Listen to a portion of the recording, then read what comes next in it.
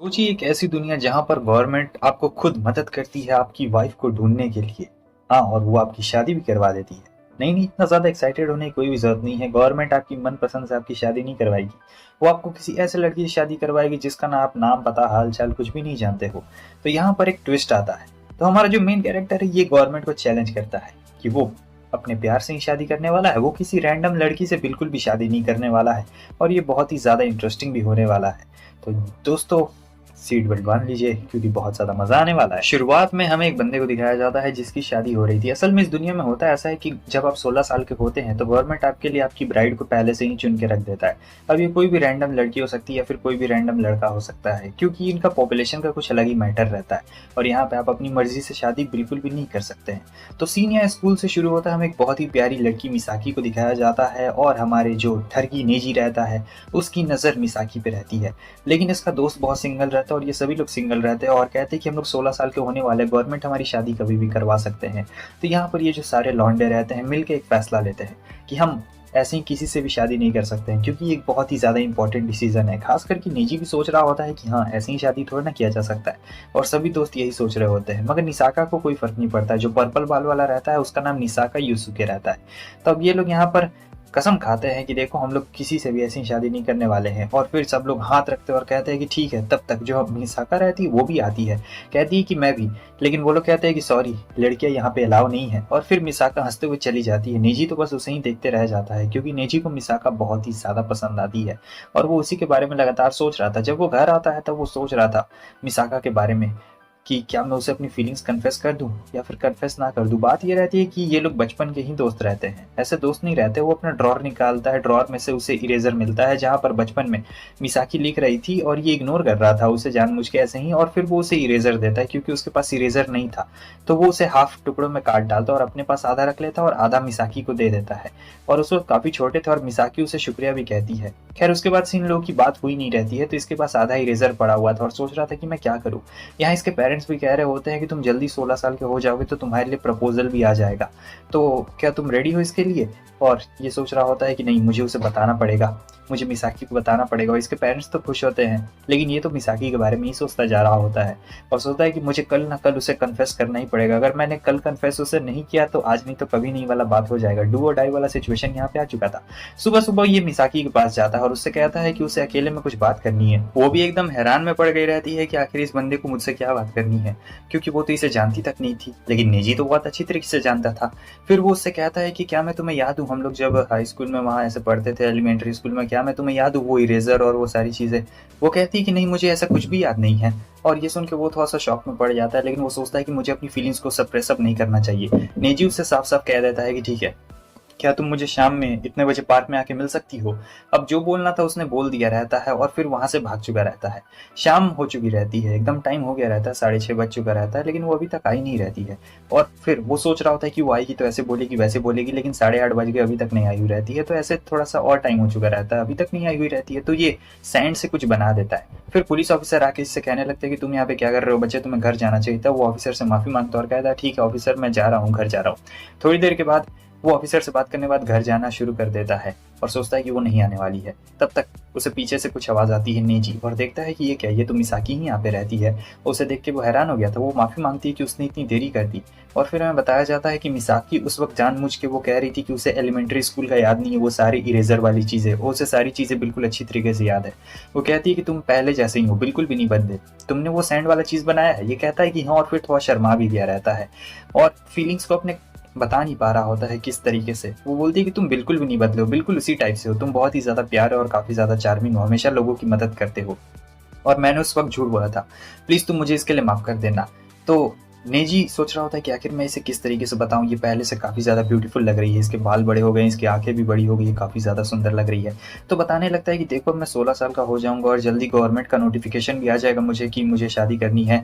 तो मैं तुमसे ये कहना चाह रहा था कि असल में कह ही नहीं पा रहा होता है, बहुत ज़्यादा शर्मा रहा होता है, इतना ज़्यादा हेजिटेट कर रहा होता है और वो भी कुछ बोल नहीं रही होती है। सो यहाँ पर बहुत ज़्यादा हिम्मत करने के बाद जो हमारा नेजी रहता है वो फाइनली उससे बोल ही देता है कि मैं तुम्हें पसंद करता हूँ, मैं बहुत सालों से तुम्हें पसंद करता हूँ। हालांकि कभी मैं तुम्हें बोल नहीं पाया, लेकिन मैं सचमुच तुम्हें पसंद करता हूँ, तुम बहुत ही ज़्यादा ब्यूटीफुल हो। और ये सुनने के बाद जो मिसाकी रहती है उसकी आंख में आंसू आने लगते हैं, तो वो कहता है कि प्लीज रो मत। तब वो उसे इरेजर निकाल के दिखाती है और वो देख के हैरान हो जाता है कि इतना साल पुराना इरेजर इसने अभी तक रखा है। वो कहती है कि मैं भी तुम्हें बहुत ज़्यादा पसंद करती थी, लेकिन मुझे लगा नहीं था कि तुम भी मुझे पसंद करते रहोगे, तो मैंने ये इरेजर संभाल के रखा था। मुझे तुम बहुत ज़्यादा पसंद हो और मैं भी कभी तुमसे ये बात कह नहीं पाई। तो मिसाकी तो यहाँ पे तुरंत ही मान गई रहती है उससे शादी करने के लिए और निजी भी काफ़ी ज़्यादा खुश होता है। फिर दोनों के बीच में नज़दीकियाँ और भी ज़्यादा बढ़ रही होती है और जो हमारा निजी रहता है धीरे धीरे करके मिसाकी के क्लोज जाने की कोशिश कर रहा होता है। मिसाकी भी बिल्कुल हेजिटेट नहीं करती है और वो भी धीरे धीरे करके क्लोज आती है और एक दूसरे से ये लोग गले मिल जाते हैं, जहाँ पर वो कहती है कि हमें किस कर लेना चाहिए, क्या कहते हो इसके बारे में। लेकिन वो अभी किस नहीं करता है, वो बहुत देर तक उसे होल्ड करके रखता है और अपनी फीलिंग्स को एक्सप्रेस कर रहा होता है। इतने सालों बाद अपनी क्रश से अपनी फीलिंग्स को एक्सप्रेस कर रहा होता है, लेकिन अब इससे रहा नहीं जा रहा होता है मिसाकी से। वो कहती है कि हमें किस कर लेना चाहिए, बहुत ठरकी रहती है। उसके बाद किस कर लेते हैं, नेजी पीछे हट जाता है लेकिन फिर से वो उसे पकड़ती है और इस बार और जोर से ये किस कर लेती है। इसका मतलब जितनी मिसाका दिखती है उतनी ज्यादा ठरकी नहीं है, बहुत ज्यादा ठरकी है। अचानक से हमें दिखाया जाता है कि नेजी के फोन में नोटिफिकेशन आ गया रहता है और वो देखता है कि ये क्या, मैं 16 साल का हो गया, मैं नोटिफिकेशन आ गया है, इसका मतलब मेरी शादी किसी से तय हो चुकी है। वो कहता है चिंता मत करो, मैं समझा लूंगा। लेकिन अचानक से वहाँ पे ऑफिसर्स आ चुके रहते हैं और कहते हैं कि इतनी देर रात में आने के लिए माफी चाहती हूँ और ये रहा तुम्हारा नोटिस, तुम्हारे शादी का नोटिस। तो सारी जगह लिखी हुई रहती है और इसकी दुल्हन का नाम रहता है, आप पढ़ सकते हैं, रिरियाना सैंडा। वो कहता है कि नहीं ऐसा नहीं हो सकता है, मैं कुछ कहना चाहता हूँ कि कुछ और पॉसिबिलिटीज है। लेकिन वो लोग कहते हैं कि प्लीज तुम हमें इसके लिए माफ कर देना, अब यहाँ पे कुछ भी नहीं हो सकता है क्योंकि हम लोग बस गवर्नमेंट के लिए काम करते हैं। और फिर वो लोग यहाँ से चले जाते हैं। मिसाकी को बहुत ज्यादा बुरा लग रहा होता है। वो कहती है कि ये जो हमने मेमोरीज बिताई, मैं जिंदगी भर इसे भूल नहीं पाऊंगी। मैं जब तक जिंदा रहूंगी तब तक इन सारी मेमोरीज को अपने अंदर दबा के रखूंगी। नहीं जी, मैं तुम्हें बहुत ज्यादा पसंद करती हूँ। और यही कहने के बाद वो हाथ छोड़ के जाने लगती है। वो उसे रोकने की कोशिश करता है, कहता है कि नहीं रुक जाओ, मैं सारी चीजें संभाल लूंगा। फाइनली वो उसे रोक ही लेता है और कहता है चिंता मत करो, मैं सभी चीजों को संभाल लूंगा। दूसरी तरफ हमें उसी रिरियाना को दिखाया जाता है जो कहती है कि ये क्या, नेजी युकारी, ये कैसा भद्दा सा नाम है, ये हमारी नेजी की वाइफ रहती है ऐसे। और फिर आगे हमें दिखाया जाता है स्कूल में। स्कूल में ये छुप के आया हुआ रहता है क्योंकि आज तो इसे अपनी दुल्हन से मिलने के लिए जाना था, लेकिन ये छुप के आ गया रहता है और सब लोग कह रहे होते हैं कि तुम्हें जाना चाहिए, तुम्हें वहां जाना चाहिए, यहाँ नहीं आना चाहिए। तो ये यहाँ पे कुछ अपने टीचर से बात करने के लिए आया रहता है। फिर ये मिसाकी से बात करने के लिए जाता है, जहाँ पे मिसाकी बहुत ज्यादा रो रही होती है क्योंकि एक तो मिसाकी भी इसे पसंद करती थी और नेजी भी मिसाकी को पसंद करता है। लेकिन क्या किया जा सकता है, दुनिया कभी एक दूसरे को देख नहीं सकती है ना ऐसे खुश। लेकिन वो कहता है चिंता मत करो, मैं सभी चीज़ों को संभाल लूंगा, मैं शादी करूंगा तो सिर्फ तुमसे ही करूंगा। मिसाकी कहती है कि क्या सचमुच, लेकिन उसकी आंख में बहुत ज़्यादा आंसू रहते हैं और वो वहाँ से भाग चुकी रहती है। अब नेजी को जाना पड़ता है यहाँ पर मिलने के लिए रिरियाना के पेरेंट्स से। और वो सोचता है कि क्या ही मुसीबत है, कहाँ पे आना पड़ गया। रिरियाना को देख के पहले वो घबरा जाता है, सोचता है कि वो नहीं यार, ये मुझे नहीं करनी है शादी। लेकिन फिर भी ज़बरदस्ती बैठ जाते हैं और अपने इंट्रोडक्शन दे रहा होता है, जहाँ पे इंट्रोडक्शन देने में वो काफ़ी घबराता है क्योंकि एक तो ये रिरियाना को पसंद नहीं करता है, उस पर से ये सैनाडा जैसा कौन सा नाम है यार इसका। और ये बात सुन के रिरियाना गुस्सा हो चुकी रहती है, कहती है कि तुम्हें मैं पसंद नहीं हूं तो ऐसा क्यों कर रहे हो। और वो तकिया फेंक के मारती है और कहती है कि तुम बहुत ही ज्यादा रूड हो और मुझे भी तुम में कोई भी इंटरेस्ट नहीं है। और यही कहने के बाद वो वहां से भाग जाती है। उसके पेरेंट्स माफी मांग रहे होते हैं और तभी हमारे नेजी के पेरेंट्स कहते हैं कि जाओ उसे जाकर मना के लाओ। और फिर ये चला जाता है, सोचता है कि नहीं यार मुझे कहना ही पड़ेगा उससे। वो जाता है एक कमरे में तो अचानक से गिर चुका रहता है जहाँ पे रिरियाना पहले से रहती है और वो माफी मांग रहा होता है। असल में उसका एक शर्ट का बटन भी खुला हुआ रहता है रिरियाना का, लेकिन ये उससे कहता नहीं है। सोचता है अगर मैं इससे कह दूंगा तो मैं बहुत ज्यादा ठरकी लगूंगा। फिर रिरियाना उससे बता रही होती है कि मैं तुम्हें पसंद नहीं करती हूँ और मैं तुमसे शादी नहीं करने वाली। यही चीज़ वो भी कह रहा होता है कि मैं भी तुम्हें घंटा पसंद करता हूँ, लेकिन बहुत ही प्यारे तरीके से बोलता है और बताता है कि हाँ, मैंने और मेरे दोस्तों ने कसम खाई है कि हम लोग अपनी मन पसंदीदा लड़की से करेंगे, किसी भी ऐसी ऐरी गैरी नत्तू गैरी से नहीं करने वाले हैं। वो कहती है अच्छा। और फिर ये बताता है इसे मिसाका के बारे में। तो मिसाका के बारे में बताता है तो रिरियाना काफ़ी इंटरेस्ट लेके सुन रही होती है और बोलती है कि मुझे क्या तुम उसके बारे में और बता सकते हो कि आखिर वो किस तरीके की दिखती है, किस तरीके की लड़की है, आखिर तुम्हें उसमें क्या पसंद है, क्यों। तो वो उसे पूरा बताने लगता है हमारी मिसाका के बारे में कि देखो वो इस टाइप की लड़की है और ऐसे दिखती है। वो सारी चीज़ें एकदम उसे बता देता है पूरी बढ़िया तरीके से। और रिरियाना एकदम शौक से सुन भी रही होती है, ऐसा नहीं होता है कि वो एक बार भी फ्लिंच करती है ना, पूरा एकदम मस्त तरीके से सुन रही होती है और सोच रही होती है कि वाह काफ़ी ज़्यादा अच्छा है। लेकिन मैं तुम्हें पसंद नहीं करती हूँ, मैं तुम्हें शादी नहीं करने वाली, मैं जा रही हूँ अपने मॉम डैड से कहने के लिए। वो कहता है कि हाँ चलो साथ में चलते हैं और दिखावा करते हैं कि हम लोग एक दूसरे को पसंद करते हैं। तो ज़बरदस्ती हाथ पकड़ के जाते हैं। लेकिन उनके पेरेंट्स देखते हैं कि उसका शर्ट का बटन खुला हुआ है। तब निजी कहता है वो मुझे माफ करना, मुझे तुम्हें ये पहले बताना चाहिए था। रिरियाना कहती है कि तुम एक नंबर के गधे हो, तुम्हें मुझे पहले ये सब बताना चाहिए था। उसके अगले दिन हमें दिखाया जाता है कि ये रिरियाना के स्कूल में जाता है, लेकिन उसे वो मिलती नहीं है क्योंकि वो गर्ल्स स्कूल में पढ़ती है। तो ये कुछ लड़कियों से पूछता है तो वो बताते हैं कि हाँ वो मेडिकल रूम में है। और फिर वो मेडिकल रूम की तरफ जाता है हमारा नेजी, तो वो देखता है कि ये क्या, यहाँ पर तो कोई भी नहीं है, और वो कहाँ है, तो वो सोई हुई रहती है। हालांकि उसने नीचे में बस शॉर्ट्स पहने हुए रहते हैं, लेकिन ये बोलता बिल्कुल भी नहीं है, क्योंकि जानता था अगर बोल देगा तो मार खा जाएगा, और बस ऐसे ही शर्मा रहा होता है। और फिर वो उसका कॉलर पकड़ लेती है, जहाँ पर वो उसके बारे में पूछ रहा होता है कि चलो बताओ तुम्हारे दोस्त कहाँ पर है, वो लोग नहीं है क्या। तभी बताती है कि मैं बचपन से ही अकेली हूँ और मेरा कोई दोस्त नहीं है। वो कहता है कि ऐसा हो ही नहीं सकता, तुम इतनी ज़्यादा अच्छी हो, पढ़ाई में भी अच्छी हो, और तुम्हारा कोई दोस्त नहीं है। तब वो बोलती है कि हाँ, मेरा कोई दोस्त नहीं है और मैं बहुत ही ज़्यादा अकेली हूँ। तब निजी सोचता है कि ये बहुत ज़्यादा अकेली लड़की है, तो मुझे बेसिकली इसकी मदद करनी चाहिए। और फिर बताने लगता है मिसाकी के बारे में, ताकि उसे थोड़ा अच्छा लगे, और थक गया रहता है तो लेट गया रहता है। उसके बाद कहता है ठीक है चलो हमें बाहर चलना चाहिए। और वो काफ़ी ज़्यादा शर्मा रही होती है, कहती है कि ठीक है चलो बाहर चलते, लेकिन फिर वो बाद में बताता है कि तुमने कुछ पहना नहीं है, लेकिन मैंने कुछ देखा नहीं है। और फिर वो काफ़ी गुस्सा रहती है, क्योंकि इसने बताया नहीं था कि मैंने कुछ नहीं पहना है। तब तक उसे पीछे दिखाई देती है मिसाकी, और मिसाकी को देख के वो एकदम फ्रीज हो गया रहता है, और रिरियाना को बोलता है कि वो रही मिसाकी। वो बिल्कुल भी लेट नहीं करती और कहती है कि अच्छा वो, तो वो तुरंत ही उसके पास चली जाती है और बताती है कि मैं नेजी की होने वाली वाइफ हूँ। फिर वो दोनों कैफे में चले जाते हैं, जहाँ पर वो पूछती है कि आखिर तुम्हें नेजी में ऐसा क्या पसंद आ गया। हाँ मिसाकी, तब मिसाकी बताती है कि नेजी बहुत ही ज़्यादा काइंड हार्टेड पर्सन है, और वो कितना ज़्यादा प्यारा भी है, सारी अच्छी चीज़ें उसके बारे में बताती है। और हमारा जो नेजी रहता है वो भी पीछे बैठ के छुप के सुन रहा होता है इन दोनों की कन्वर्सेशन को। रिरियाना कहती है कि मुझे तो उसमें ऐसा कुछ भी खास बात नहीं लगता है, वो तो मुझे एक नंबर का फट्टू लगता है। लेकिन मिसाकी एकदम उसी के साइड में रहती है और कहती है कि नहीं, नेजी बहुत ही अच्छा लड़का है। फिर दोनों के बीच में बहुत ही अच्छी यहाँ पर कन्वर्सेशन चल रही होती है, और दोनों दिखने में लग रहे होते हैं काफ़ी अच्छे दोस्त यहाँ पर बन चुके रहते हैं, और काफ़ी ज़्यादा दोनों को मज़ा भी आ रहा होता है। खास करके मिसाकी को आप देख सकते हैं, हालांकि रिरियाना थोड़ी इंट्रोवर्ट रहती है। अब मिसाकी चली गई रहती है बाय बोल के, रिरियाना काफ़ी ज़्यादा खुश और इमोशनल भी होती है, उसकी आंख से आंसू भी गिर रहे होते हैं। निजी कहता है कि क्या हुआ, ये तुम्हारी आंख में आंसू कैसे हैं। तो बोलती है कि पहली बार मेरा कोई दोस्त बना है, मेरा आज तक कोई भी दोस्त नहीं था, लेकिन ये मिसाकी, इसने मुझसे पहली बार बात की है। और हाँ, तुम लोगों ने किस भी किया था क्या, तुम लोगों ने मचाया नहीं, तुमने मुझे कुछ भी नहीं बताया किस के बारे में। तब ये कहता है कि वो किस मैंने नोटिफिकेशन आने से पहले किया था, ऐसा नहीं है कि मैं रोज किस करता हूँ, देखो बात वैसी बिल्कुल भी नहीं है। लेकिन रियाना को शक हो रहा होता है, वो कहती है कि नहीं, तुम मुझसे कहीं झूठ तो नहीं ना बोल रहे। वो कहता है कि नहीं नहीं, मैं सच में झूठ नहीं बोल रहा हूँ, वो चीज़ नोटिफिकेशन आने से पहले हुई थी, और ऐसा कुछ भी नहीं है, बस हमने एक ही बार किस किया था और कुछ नहीं। जाकी पूछती है क्या उस दिन फिर से कुछ उसने कहा था। तब नेजिमा कहता है कि वो उसने मुझसे ये कहा कि मुझे तुम्हें हर दिन किस करते रहना चाहिए। और ये सुनकर मिसाकी बहुत ही ज़्यादा शर्मा गई रहती है, और इसी चीज़ को ये छत पे ऐसे याद कर रहा होता है कि वो पता नहीं मैंने ये क्या कह दिया, और रिरियाना ने आखिर वो बात क्यों बोली। और वो निसाका को बता रहा होता है सारी बातें। इसका नाम निसाका यूसुके रहता है, जैसे कि आपको पता है, इसका फेवरेट दोस्त रहता है। तो वो कहता है कि तुम्हें याद है हम लोग किस प्रकार से मिले थे, हाँ निसाका। तब निसाका कहता है कि मुझे अच्छी तरीके से याद है। तो हुआ कुछ ऐसा था कि एक बंदा यहाँ पे निसाका को टारगेट करके बैठा हुआ था, और कह रहा होता है कि किसने मेरे बारे में कंप्लेन की, बताओ तुम ही होगे वो। लेकिन तब तक जो हमारा नेजी रहता है वो वहाँ पे आ गया था, और वो काफ़ी डरा हुआ रहता है। लेकिन नेजी को देखने के बाद वो बंदा नेजी को मारने के लिए जाता है, लेकिन तब निसाका उसके बीच में आ चुका रहता है और कहता है कि इसने कुछ नहीं किया। और फिर नेजी कहता है कि मैंने टीचर को कुछ नहीं बोला, मैंने तो सीधे पुलिस ऑफिसर को फ़ोन लगा दिया। सीन प्रेजेंट में आता है, जहाँ पे ये हंसता है और कहता है कि उस दिन तो तुम बहुत डर गए थे और तुमने सीधे पुलिस को फ़ोन लगा दिया था। और फिर अब ये लोग यहाँ से जा रहे होते हैं, मिसाकी अपने दोस्त के साथ आ रही होती है और सोचता है कितनी मस्त है। और तब आ चुका रहता है आज ये पहली बार रिरियाना के घर पे। हालांकि इसे आने का मन बिल्कुल भी नहीं रहता है, लेकिन पेरेंट्स ज़बरदस्ती फोर्स कर रहे थे, तो अब क्या किया जा सकता है। तो रिरियाना की मॉम कहती कि तुम दोनों कमरे में जाओ, क्वालिटी टाइम स्पेंड करो। रिरियाना कहती कि आप ये क्या बातें कर रही हैं।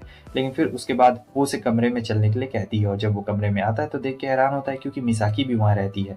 रिरियाना ने उसे बुलाया रहता है। मिसाकी कहती है ठीक है, मुझे जाना चाहिए, तुम दोनों आराम से अपना बैठ के बात करो। लेकिन रिरियाना कहती है कि नहीं, तुम भी यहाँ पर बैठो ना, आखिर तुम कहाँ जा रही हो, हम दोनों तो अच्छे दोस्त हैं, तो हम लोग तीनों अब यहाँ पे साथ में बैठ के बातें करेंगे। हालांकि नेजी को थोड़ा सा लग रहा होता है कि क्या होने वाला है, लेकिन रिरियाना बहुत ज़्यादा खुश रहती है, क्योंकि पहली बार उसका कोई दोस्त बना रहता है, तो मिसाकी। तो उसके बाद क्या था, ये दोनों लड़कियां अपना बात करना शुरू करती है, और नेजी को तो पूरा इग्नोर कर दिया जाता है। वो सोचता है कि आखिर मुझे यहाँ पर बुलाया क्यों गया यार, मेरा कुछ काम भी है या फिर नहीं है। तब रिरियाना की नज़र पड़ती है और कहती है कि हाँ हाँ, असल में बात यह है कि मैं तुम दोनों को किस करते हुए देखना चाहती हूँ। क्या तुम मुझे दिखाओगे कि आखिर तुम दोनों किस तरीके से किस करते हो, मैं देखना चाहती हूँ, मैंने कभी भी देखा नहीं है। और ये सब सुनने के बाद तो दोनों एकदम फ्रीज हो गए रहते हैं। और जो मिसाकी रहती है वो कहती है रुको मैं 2 मिनट में आती हूँ। और जो हमारा निजी रहता है वो कहता है कि तुम पागल हो चुकी हो क्या, उसे कितना ज़्यादा बुरा लगा होगा।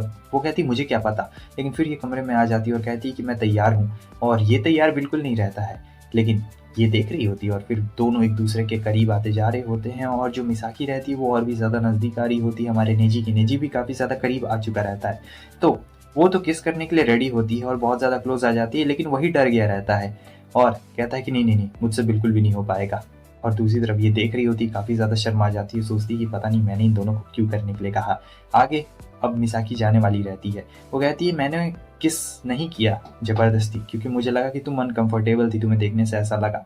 रिरियाना को वो अच्छी तरीके से समझाती है और फिर यही कहने के बाद कहती है कि ठीक है अब मैं चलती हूँ, मैं तुम दोनों को बिल्कुल भी अब ज़्यादा डिस्टर्ब नहीं करूँगी। लेकिन रिरियाना कह रही होती है कि प्लीज़ इसके लिए मुझे माफ़ कर देना, मैंने तुम दोनों को फोर्स किया। वो कहती है कि कोई बात नहीं, इसमें तुम्हारी कोई भी गलती नहीं है। फिर वहाँ से चली जाती है और ये यहाँ शर्मा रही होती है, सोचती मैंने ऐसा क्यों बोला इन दोनों को करने के लिए। सो उसके बाद ये कहता है कि ठीक है चलो मैं तुम्हें घुमा के लाता हूँ बाहर में। तो ये बाहर घूम रहे होते हैं, जहाँ रिटियाना कहती है कि मुझे माफ़ कर देना, लेकिन मैं पूरी मदद करूंगी तुम्हारी ताकि तुम हर दिन उसे किस कर सको। तब तक निसाका वहाँ पे मिल जाता है, ये उसके पीछे छुप जाती है। निसाका इन दोनों को कुछ बोल देता है कि तुम दोनों तब मैरिड होने वाले हो तो क्या तुमने, और फिर दोनों बहुत ज़्यादा शर्मा जाते हैं, कहते हैं कि क्या ये तुम क्या बोल रहे हो। और फिर निसाका वहाँ से चला जाता है बोलने के बाद। रिटियाना कहती है कि ये कौन है, कितना ज़्यादा रूड, इसने क्या बोला। हाँ, तो इसे कोई फर्क नहीं पड़ता है। अगले दिन ये स्कूल में जा रहा होता है, जहाँ पे सोच रहा होता है कि अब मैं क्या करूँ, और फिर जा रहा होता है अपने दोस्तों के साथ मस्त बात करते हुए, क्योंकि सबके सब सिंगल रहते हैं समझे, और यही जो है पहला मिंगल होने वाला रहता है। और सोच रहा होता है कि क्या मुझे क्या करना चाहिए। तब तक सामने वो दिख चुकी रहती है और फिर बहुत ही अजीब तरीके से अब यहाँ जो हमारा मिसाका रहता है वो बाय बाय कह के चला जाता है चेंजिंग रूम से। और नेजी सोच रहा होता है कि हाँ, मिसाकी और जो निसाका ये दोनों एक अच्छे कपल बनेंगे।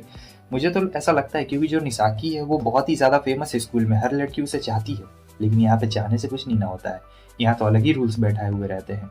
तो फिर वो चेंजिंग रूम में देखता है कोई नहीं है, वो बाहर निकलता है, तब उसे मिल चुकी रहती है मिसाकी, और मिसाकी मिल गई रहती है। तो अब वो मिसाकी के साथ बात करना शुरू कर देता है, जहाँ पर वो बोलता है कि आखिर तुम्हें कल रीना ऐसे बोला किस करने के लिए, तुम्हें बुरा तो बिल्कुल भी नहीं लगा। वो कहती है कि नहीं, मुझे बुरा बिल्कुल भी नहीं लगा। वो पूछती है और उसने क्या क्या बोला, तो वो बताता है कि उसने मुझसे कहा है कि मैं तुम्हें हर दिन डेली किस करूं। और फिर वो दोनों और ज़्यादा नज़दीक आ चुके रहते हैं, और यहाँ पर दोनों किस करते हैं, एक बार नहीं बार बार करते हैं, बहुत ही बार करते हैं। और इतनी देर में ये बाहर निकल जाता है और देखता है, और देख के कुछ बोलता नहीं है, वो वापस से ये चला गया रहता है। उसके आगे हमें दिखाया जाता है कि इसे रिरियाना का मैसेज आया हुआ रहता है, और फिर इसे बात करनी रहती है निसाका से, लेकिन निसाका को कहीं जाना रहता है। वो कहता है कि मैं थोड़ी देर में आता हूँ, ठीक है, तुम्हें जो बात करनी है। तो ये आराम से क्लास में बैठा हुआ रहता है, निसाका का इंतजार कर रहा होता है, और सोच रहा था कि क्या यार ये सब क्या करना पड़ रहा है, मुझे किस करना पड़ रहा है। वो एकदम रोमांस बुक की तरह मुझे ये सब लग रहा है। और फिर सब लड़कियां देख के पागल हो जाती है कि ये क्या निसाका। और फिर निसाका जब रूम में आता है देखता है कि ये सोते हुए कितना ज़्यादा क्यूट लग रहा है, और फिर ये बड़ी गंदी सी हरकत करता है भाई, उसके गाल पे किस कर लेता है। मुझे लगता है कि इसे हमारा नेजी पसंद आता है यार। और फिर जब नेजी बाद में उठता है, उसे कुछ पता नहीं रहता है, तब निसाका पूछता है क्या बात करना है। तब वो कहता है कि वो मैं सोच रहा था कि तुम और मिसाकी काफ़ी अच्छे कपल बन सकते हो, अगर तुम्हें अभी तक मैरिज का नोटिफिकेशन नहीं आया है गवर्नमेंट की तरफ से तो। लेकिन ये साफ साफ मना कर देता है, कहता है कि तुम मजाक कर रहे हो ना, असल में बात ये रहती है कि जो हमारा निसाका है उसे तो नेजी पसंद आए, तो आखिर वो किसी लड़की से शादी क्यों करेगा, वो तो इससे करेगा।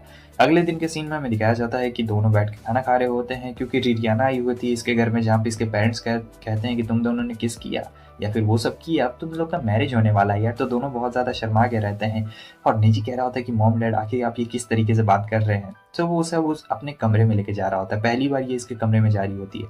जब वो उसका हाथ पकड़ता है तो काफ़ी ज़्यादा शर्मा गई रहती है, और कहती है कि छोड़ दो मेरा हाथ। और ये सोच रहा होता है कि बड़ी ही अजीब सी लड़की है यार, हम लोग शादी भी करने वाले हैं लेकिन कंफर्टेबल नहीं है। तो देखती है कि कमरा बहुत ज़्यादा गंदा है, तो वो तुरंत ही उसके कमरे को साफ करना शुरू कर देती है, और एकदम अच्छी तरीके से कमरा एकदम सरिया डालती है। फिर उसे एक एल्बम दिखती है, तो एल्बम में वो देखती है कि मिसाकी तो बचपन से इसके साथ में है। तब वो उसे पूछने लगती है, तो तुम्हारे क्रश मिसाकी बचपन से ही है, क्यों, मैं सही कह रही हूँ ना। फिर वो कहता है कि हाँ, और वो मिसाकी के बारे में बताने लगता है कि मैंने जब उसे देखा तो मेरा दिल जोर जोर से धड़कने लगा, और मैं किसी और लड़की के बारे में फिर कभी सोच भी नहीं पाया। और हाँ, मुझे वो इरेजर भी याद है जो मैंने उसे आधा दिया था, मैं तो एकदम पागल सा हो गया था। फिर एकदम अपनी पूरी कहानी बताने लगता है, जिसे सुन के रिरियाना एकदम हंसने लगती है। तो वो पूछता है कि क्या तुम्हारी कोई कहानी नहीं है।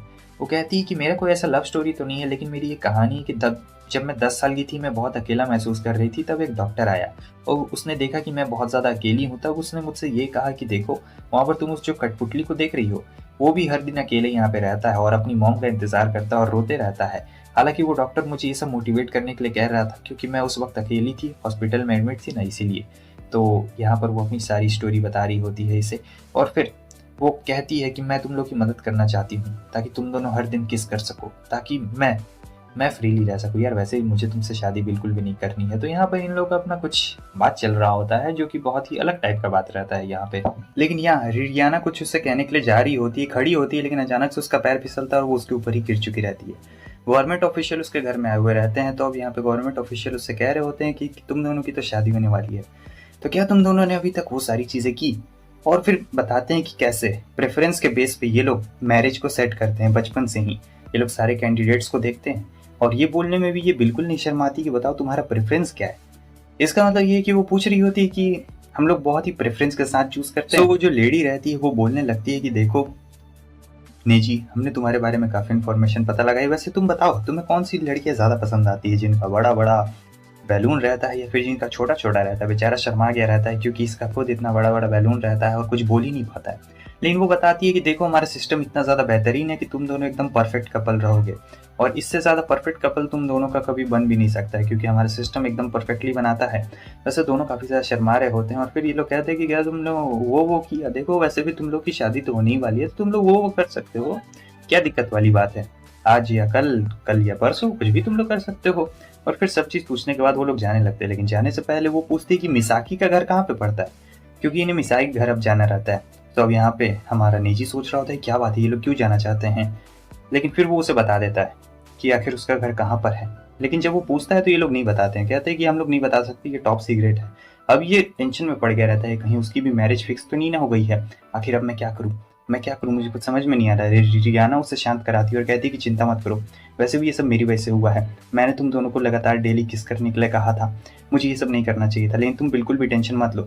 अब जब वो सब ये बात कर ही रहे होते हैं कि ये बेचारा टेंशन में आ गया था, उसकी मॉम आती है और कहती है कि हम लोग को सब साथ में मिलकर पिकनिक पे चलना चाहिए, तुम अपने पेरेंट्स से बात करना।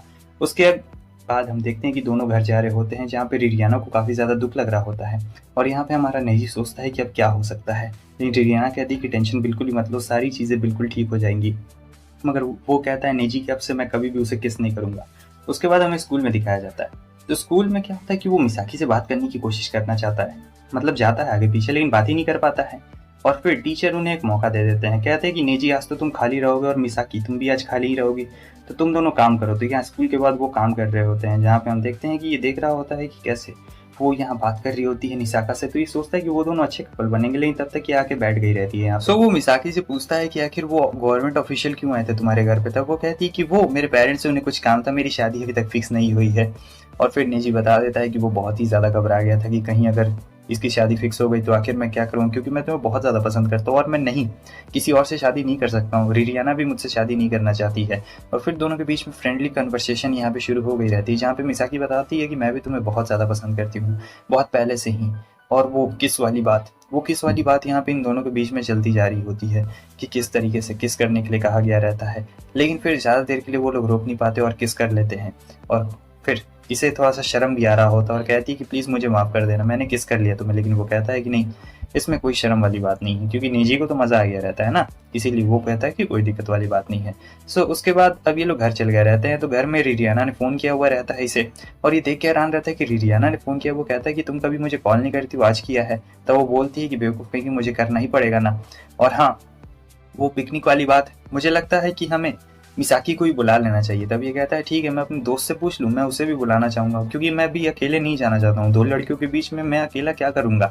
वो कहती है कि ठीक है, जिस दोस्त को तुम्हें बुलाना है तुम बुला लो।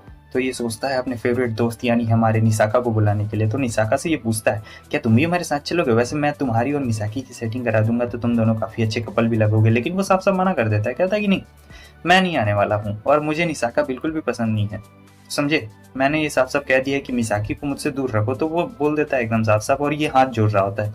दूसरी तरफ जो मिसाकी रहती है, इसके दिल में अभी भी फीलिंग्स रहती है हमारे निजी के लिए, और बहुत ज़्यादा शर्मा भी रहती है। इसे भी कुछ समझ में नहीं आ रहा होता है कि क्या करे, क्योंकि पेरेंट्स ने उससे कह दिया है कि हम लोग अभी जा रहे हैं और तुम अपने फ्रेंड्स के साथ आ जाना। तो ये यहाँ पे इंतजार कर रहा होता है निसाका की, क्या आखिर निसाका कहाँ है। और तब तक निसाका उसे दिख गया रहता है।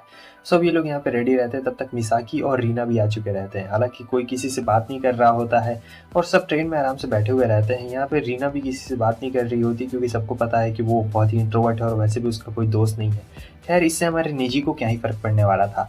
उसके बाद जो रीना होती है वो थोड़ी बोर होने लगती है, तो वो मिसाकी से बात करने लगती है और ये यहाँ पे हमारा निसाका से बात करने लगता है। तो दोनों यहाँ पे बात कर रहे होते हैं और बड़े आराम से इनका जो ट्रेन का जर्नी है, ये लोग अपने ट्रेन के जर्नी को कंटिन्यू करके यहाँ पे पहुँच गए रहते हैं। तो यहाँ पे जैसे ही वो लोग पहुँचते हैं तो हमें दिखाया जाता है नेजी और रीना की मॉम आती है, उससे कहती है कि खाना बनाने के लिए तुम लोग को खाना बनाना है। वो सोचता है कि निसाका खाना बना लेगा, लेकिन निसाका को तो खाना बिल्कुल नहीं बनाने आता है, वो तो बहुत गलत गलत तरीके से खाना बना रहा होता है। यहाँ पे नेजी उसे समझाने की कोशिश कर रहा होता है, ऐसे नहीं करना है, ऐसे करना है, और फिर कहता है कि जाओ जाकर आलू धो दो। तो वो कहता है आलू किससे धोऊं, पानी से धोऊं या सोडियम से धोऊं? तब गुस्से में देखता है। और जब खाना बन जाता है तो उनकी मॉम को ये खाना काफ़ी टेस्टी लगता है। उसके बाद ये चला जाता है दोनों लड़कियों को बुलाने के लिए, मगर जब ये नज़ारा देखता है तो वहीं पे नज़ारा देख के मज़ा आ चुका रहता है। भाई पैंट गीली हो जाती है उसकी और वो छुप जाता है, देखने लगता है, लेकिन उन्होंने देख लिया रहता है और कहते हैं कि तुम परवट गई कि आखिर तुम यहाँ पे क्या कर रहे हो? वो कहता है कि मैं तुम लोग को बुलाने के लिए आया हूँ, कुछ भी नहीं। लेकिन यहाँ पर क्या होता है कि रीना का पैर में मोच आ चुका रहता है, अब इन्हें घर वापस तो जाना रहता है। सो क्या करता है, नेजी कहता है कि चलो मैं तुम्हें उठा के ले चलता हूँ, वैसे भी इसकी होने वाली वाइफ है। तो यहाँ जो मिसाकी रहती है वो उसके कपड़े लेके पीछे पीछे आ रही होती है और ये लोग आगे आगे चल रहे होते हैं। जहाँ पर ये पहली बार टच कर रहा होता है रीना को भी अजीब लग रहा होता है, इसे भी अजीब लग रहा होता है। बहुत ही अनएक्सपेक्टेड मूवमेंट यहाँ पे हो गया रहता है, समझे। वो कहाँ कहाँ पकड़ रहा है बता भी नहीं सकता हूँ। और फिर आ चुकी रहती है यहाँ पर मिसाकी। जब मिसाकी आती है तो उसे मिल चुका रहता है निसाका, और फिर उन दोनों के बीच में बातचीत यहाँ पे शुरू हो गई रहती है। और नेजी देखता है कि ये दोनों तो सचमुच बहुत ज़्यादा खुश है, कहीं ऐसा तो नहीं है तो कि सीक्रेटली ये दोनों एक दूसरे को पसंद करते हैं। उसके बाद जो रीना के फादर रहते हैं वो उसकी मरहम पट्टी कर देते हैं और यहाँ के हिस्ट्री कल्चर के बारे में बताने लगते हैं। वैसे हमारे नेजी को हिस्ट्री कल्चर में बहुत ज़्यादा दिलचस्पी रहती है, तो वो उनको कह रहा होता है कि हाँ मुझे भी बहुत ज़्यादा इंटरेस्ट है। ये सुन के अंकल की भी आंखों में खुशी देखी जाती है, क्यों कहते हैं कि वाह ये तो काफ़ी ज़्यादा कमाल की बात है। और वो अपना इंटरेस्ट शेयर कर रहा होता है हिस्ट्री के प्रति, कि हिस्ट्री कितना पसंद है। अब रात हो गई रहती है, सब लोग सो गए रहते हैं। ये सोचता है निसाका से मुझे कुछ बात करनी है, वो कुछ कहना चाहता था उससे। लेकिन जैसे ही वो उसके करीब में जाता है वहाँ पर उनका फ़ोन बजने लगता है ज़ोर से, पीप पीप, क्योंकि यहाँ पे आ गई रहती है लड़कियाँ और इन्होंने कॉल करके कहा हुआ रहता है कि हम लोग एक डेयर वाला गेम खेलने वाले हैं, हम लोग पेयर में जाएंगे और देखेंगे कि कौन बिना डरे वापस आता है। तो सबसे पहला पेयर निसाका और रीना का रहता है, जहाँ पे वो कहती है कि तुम एक नंबर के परवट हो। वो कहता है तुम उस दिन वाली बात के लिए मुझे परवट कह रही हो? वो कहती है कि हाँ उसी बात के लिए मैं तुम्हें परवट कह रही हूँ, तो तुम क्या कहना चाहते हो? निसाका कहता है कि मैं अपने दोस्त को दुखी नहीं देखना चाहता हूँ, और वैसे भी अगर तुम उसे पसंद नहीं करती हो तो शादी क्यों कर रही हो, मत करो शादी, सीधे सीधे वो उससे बोल देता है। तो इन दोनों का अपना कुछ अलग ही मैटर रहता है, समझे। तो ये दोनों यहाँ पर बीच में ही ऐसे थोड़ा बहुत इनका बहस चलना शुरू हो चुका रहता है। और दूसरी तरफ ये दोनों तो बड़े आराम से जा रहे होते हैं। मिसाकी कहती है कि क्या तुम मेरा हाथ पकड़ सकते हो? नेजी कहता है कि हाँ हाँ क्यों नहीं, हाथ ज़रूर पकड़ूंगा, क्योंकि वैसे भी तो उसे मिसाकी अच्छी ही लगती है। सो उसके बाद क्या रहता है, वो उसका हाथ पकड़ लेता है, बहुत ज़ोर से हाथ पकड़ लेता है। मगर क्या होता है कि जो साइड में कुछ गड्ढा जैसा रहता है, और वो लोग जब साइड में यहाँ पे जाते हैं तो वो गिरने लगती है। और फिर ये इसका हाथ पकड़ने के लिए जाता है, लेकिन ये भी साथ साथ में गिर चुका रहता है। और जब वो उठने की कोशिश कर रहा होता है तो कहती है कि नहीं, थोड़ी देर के लिए ऐसे ही रहो। और फिर वो अचानक से उसे बहुत ही ज़ोर से पकड़ लेती है, कहती है कि ऐसे ही रहो, मुझे बहुत ही अच्छा लग रहा है। नेजी को कुछ समझ में नहीं आता है, वहाँ पर अलग ही चीज़ चल रही होती है उसके पैंट में, उसे कुछ भी समझ में नहीं आ रहा होता है कि आखिर ये सब क्या हो रहा है। और फिर आगे हम देखते हैं कि ये दोनों यहाँ पे बहस कर रहे होते हैं, जहाँ पे निसाका साफ साफ कह देता है कि देखो मुझे इससे कोई फ़र्क नहीं पड़ता, तुम मुझसे शादी करोगी या नहीं करोगी, मैं बस उन दोनों को खुश देखना चाहता हूँ। यहाँ पे सही में रीना भी यही बात कहती है कि मैं भी उन दोनों को खुश देखना चाहती हूँ। वैसे वो दोनों अभी तक आई क्यों नहीं, वो दोनों कहाँ पर है, क्योंकि आने में उन दोनों को बहुत ज़्यादा देरी हो गई रहती है। तो ये दोनों सोचते हैं कि हमें चलकर उन्हें ढूंढना चाहिए, आखिर वो लोग कहाँ पर जंगल में गायब हो गए। तब जब वो जाके देखते हैं तब ये लोग तो कुछ कर रहे होते हैं। नेजी कहता है यार नहीं नहीं, जैसा तुम लोग सोच रहे हो वैसा कुछ भी नहीं है, हम लोग बस गिर गए थे और कुछ भी नहीं है। वो अपने शर्ट का बटन लगा रही होती है मिसाकी, और फिर क्या था, ये लोग बाहर निकल चुके रहते हैं। नेजी को बहुत ज़्यादा शर्म आ रही होती है, सोचता है कि आखिर मैं किस प्रकार से इनसे बात करूंगा, वो तो कुछ बोल ही नहीं पा रहा होता है। फिर इन्हें जुगनू दिखाई देते हैं और हमें दिखाया जाता है कि यहाँ तो बहुत सारे जुगनू रहते हैं। और इस जुगनू को लेकर निसाका बोलता है कि ये लोग जिंदगी में एक बार अंडे देते हैं, उसके बाद मारे जाते हैं। खैर ये सुन के सबको दुख लगता है, लेकिन फिर रीना कहती है कि कम से कम मरने से पहले ये लोग अपने पार्टनर से मिल तो लेते हैं, जो कि काफ़ी अच्छी बात रहती है, क्योंकि दुनिया में बहुत लोग हैं जो अपने पार्टनर से कभी मिल भी नहीं पाते, और मिल भी जाते हैं तो उनके बीच में कभी कुछ ऐसा कनेक्शन नहीं बन पाता है जो कनेक्शन बनना चाहिए था। लेकिन ये माहौल देख के इन सभी को काफ़ी अच्छा लग रहा होता है, जुगनू काफ़ी ब्यूटीफुल लग रहे होते हैं, और रीना देख रही होती है हमारे नेजी की ओर में, लेकिन वो उसे भी पसंद नहीं करती थी। खैर सब लोग एक दूसरे का हाथ पकड़ते हैं। हमारा निशाका तो थोड़ा अनकंफर्टेबल हो जाता है जब निजी उसका हाथ पकड़ता है, लेकिन फिर बाद में ठीक रहता है। अब ये लोग यहाँ पे वापस आ चुके रहते हैं, तो वापस आते हैं तो सब अलग हो जाते हैं। तो मिसाकी जो कहती है ठीक है मैं चलती हूँ, और वहाँ पे जो हमारा निसाका रहता है उसे भी जाना रहता है। लेकिन नेजी कहता है कि अरे यार तुम मेरे साथ आ गया, तुम्हारा बहुत बहुत शुक्रिया, वो उसका शुक्रिया कह रहा होता है, लेकिन नेजी कहता है कि इसमें शुक्रिया कहने वाली कोई भी बात नहीं है। और यहाँ निसाका उससे कुछ छुपा रहा होता है, तब ये वापस आ चुका रहता है, जहाँ पे वो उसे कहती है कि क्या तुम मेरे साथ वहाँ चलोगे पहाड़ पे वापस से। वो कहता है कि हाँ ज़रूर मैं चलूँगा पहाड़ पे, लेकिन अभी नहीं, बाद में चलूँगा, और वैसे भी तुम्हारे साथ घूमने में उतना मुझे मज़ा नहीं आता है। तो यहाँ पर दोनों एक दूसरे की बुराइयाँ कर रहे होते हैं, क्योंकि दोनों को शादी करनी नहीं रहती है भाई, ज़बरदस्ती करवाया जा रहा होता है। आगे तो और भी ज़्यादा मज़ेदार चीज़ है, जैसे कि ये अब यहाँ पर पता नहीं ये लोग क्या कर रहे हैं, बीच रास्ते में ही इन लोगों का शुरू हो जाता है। और जो हमारा निजी रहता है ये तो एकदम पूरा फुल कॉन्फिडेंस में रहता है भाई, और इन लोग का जो सीन रहता है ये तो बहुत बार ये लोग करते हैं, मगर ये सब तो रीना का बस एक सपना रहता है यार। बताओ, हकीकत में नहीं हुआ था ये सब, एक सपना, और वो सोचती मैंने आज तक कभी किस नहीं किया, इसलिए मुझे ये सारे ख्यालात आ रहे हैं क्या, अब मैं क्या करूँ। तो अंदर में काफ़ी गर्मी महसूस हो रही होती है इसे, और सोचती है कि अब मैं क्या करूँ। अच्छा एक काम करती हूँ, लाइब्रेरी चली जाती हूँ। तो सुबह लाइब्रेरी जाके पढ़ रही होती है, देखती है कि आखिर क्या होता है किसिंग के बाद। और तब वहाँ पे एक लड़की आती है जो कहती है कि तुम्हारा नाम रीना है ना, और फिर वो देखती है कि तुम रीना हो, तुम तो बहुत ही ज़्यादा फेमस स्टूडेंट हो, कौन नहीं जानता है तुम्हें। अब रीना यहाँ से जाने लगती है तो वो लड़की उसे परेशान करती है। रीना कहती है कि क्या हुआ, लेकिन वो लड़की कहती है कि मैं तुम्हारी दोस्त बनना चाहती हूँ। उसके बाद वो दोनों चले जाते हैं बाहर बैठने के लिए, जहाँ पर वो लड़की बोलती है कि तुम्हारा कोई भी फ्रेंड नहीं है, वैसे क्या तुम उन अंकल को जानती हो, वो एक डॉक्टर का नाम लेती है। वो कहती है कि तुम उन्हें कैसे जानती हो, रीना पूछती है। तब वो लड़की बताती है कि जिस डॉक्टर ने तुम्हारी इलाज किया था तुम्हारा, वो मेरा बड़ा भाई है। और फिर यहाँ पे उससे सारी बातें बता देती है कि मेरे बड़े भाई ने बताया कि कैसे तुम अकेली थी फिर भी तुमने कभी हिम्मत नहीं हारी, और इसलिए मैं तुम्हें बहुत पसंद करती हूँ, क्या तुम मेरी फ्रेंड बनना चाहोगी। रीना सोचती है कि वैसे भी मैं बहुत ज़्यादा अकेली हूँ और मेरा कोई भी दोस्त नहीं है, लेकिन यहाँ पे वो उस लड़की को बता देती है कि मेरा एक फ्रेंड है। वो नाम नहीं बताती है, असल में वो निजी के बारे में बोल रही होती है। और ये सुन के वो लड़की काफ़ी ज़्यादा खुश हो जाती है, कहती कि वाह तुम्हारा एक फ्रेंड है, बहुत अच्छी बात है। आगे में दिखाया जाता है कि ये दोनों आ रहे होते हैं और मिसाकी ने जानबूझकर इग्नोर कर दिया रहता है।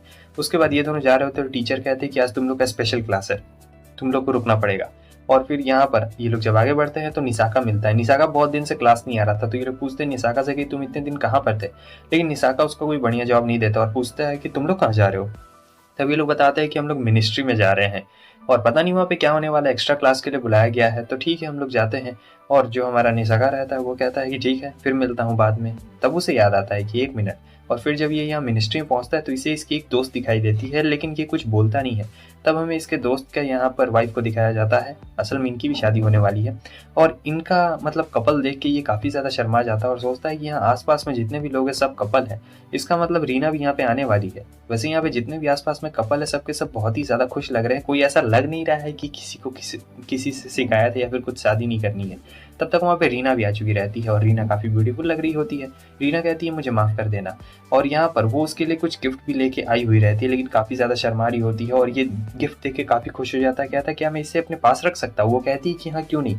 उसके बाद वो भी उसे एक गिफ्ट देता है, मगर ये गिफ्ट देखने में भाई बिल्ली वाला कीचेन लगता है, लेकिन बड़ा ही भूतिया टाइप का है।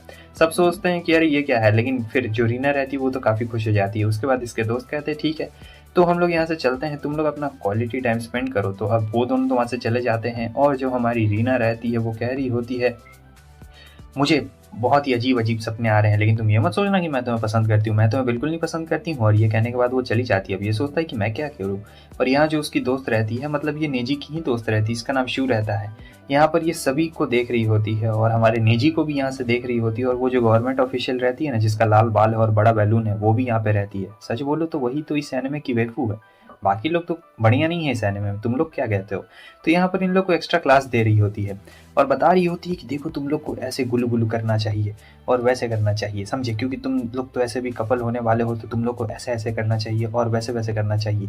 तो इन लोग को बहुत ही पता नहीं ये लोग क्या क्या तरीका बता रहे होते हैं और साथ ही कुछ खिलौने भी देते हैं खेलने के लिए। कहते हैं कि ये कोई नॉर्मल बैलून नहीं है, ये बैलून फटता नहीं, और अगर ये बैलून फटा तो समझो बहुत बड़ी दुर्घटना घट जाएगी, समझे ना, इसीलिए इस बैलून को नहीं फटना चाहिए। इन्हें पहले समझ में नहीं आता, लेकिन इन्हें बाद में समझ आ चुका रहता है कि आखिर ये लोग इनसे क्या करने के लिए कह रहे हैं। और साथ ही साथ इतने ही पे ये लोग नहीं रुकते हैं, कहते हैं कि देखो ये बहुत सारी एक्सप्लोरेशन वाली चीज़ें हैं कि तुम लोग को क्या चीज़ पसंद है, कहाँ कहाँ हाथ डालना चाहिए और कहाँ कहाँ हाथ नहीं डालना चाहिए, क्योंकि हाथ की जगह बहुत कुछ भी डाला जा सकता है, मगर डालना ज़रूर चाहिए। और हाँ, तुम लोग को अब एक मूवी भी हम लोग दिखाने वाले हैं जिससे तुम लोग के अंदर एनर्जी आ जाए और तुम लोग को मन करे। तो ये लोग इन्हें मूवी दिखा रहे होते हैं, असल में ये लोग इन्हें मूवी नहीं दिखा रहे होते हैं, ये लोग इन्हें वो दिखा रहे होते हैं। ये तो हमारी मिसाका को ही इमेजिन कर रहा होता है, और जब ये रीना को टच करने जाता है तब वो अपना हाथ हटा लेती है, क्योंकि रीना अभी भी इसे पसंद नहीं करती थी। पसंद करती है या नहीं करती है भाई, ये तो उसका अपना रहता है, लेकिन ऐसे दिखाती है कि वो उसे पसंद नहीं करती है। और ये सोचता है कि ओ माय गॉड, अब क्या, लगता है मैं नहीं कर पाऊंगा, क्योंकि बाकी सब लोग बहुत ही रोमांटिक कपल टाइप के लग रहे होते हैं। और सोचता है मैं क्या करूं। तब तक एक गवर्नमेंट ऑफिशियल आता है और कहता है कि तुम लोग को रूम में जाना पड़ेगा, और उस रूम में कैमरा लगे हुए हैं, तो तुम लोग को ये करना ही पड़ेगा। देखो अब ये तुम लोग की मजबूरी है, अब तुम लोग करोगे या नहीं करोगे, नहीं करोगे तो इसके लिए तुम लोग को पनिशमेंट मिलेगी, लेकिन तुम्हें ये करना पड़ेगा। और याद रखना, हम लोग सारी चीज़ें मॉनिटर पे देख रहे हैं, तो तुम लोग रूम में भी जाओगे। और फिर इसके बाद जो हमारी लेडी ऑफिशियल रहती है वो भी यही बात कहती है कि तुम लोग रूम में जाओगे, और रूम में जाने के बाद जैसा अभी मूवी में दिखाया गया है तुम लोग को भी बिल्कुल वैसा ही करना है। ये सुन के सब हैरान हो जाते हैं, और ये सोचता है कि मैं रीना के साथ कैसे करूंगा यार।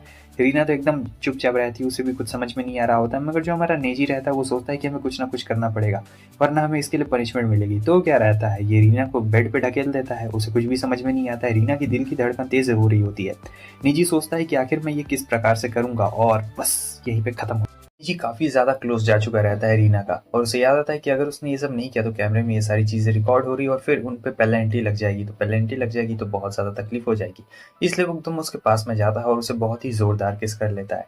ऐसा नहीं है कि वो सिर्फ एक ही बार करता है, वो बार बार और लगातार करता है। यहाँ से रीना की आंखों में आंसू आ चुके रहते हैं, और फिर दूर हट जाता है और कहता है कि प्लीज मुझे इसके लिए माफ कर देना। फिर वो उसे सारी चीजें बताता है, कैसे गवर्नमेंट ऑफिशियल ने उससे कहा था कि अगर वो नहीं करेंगे तो उनके ऊपर पेनल्टी लग जाएगी।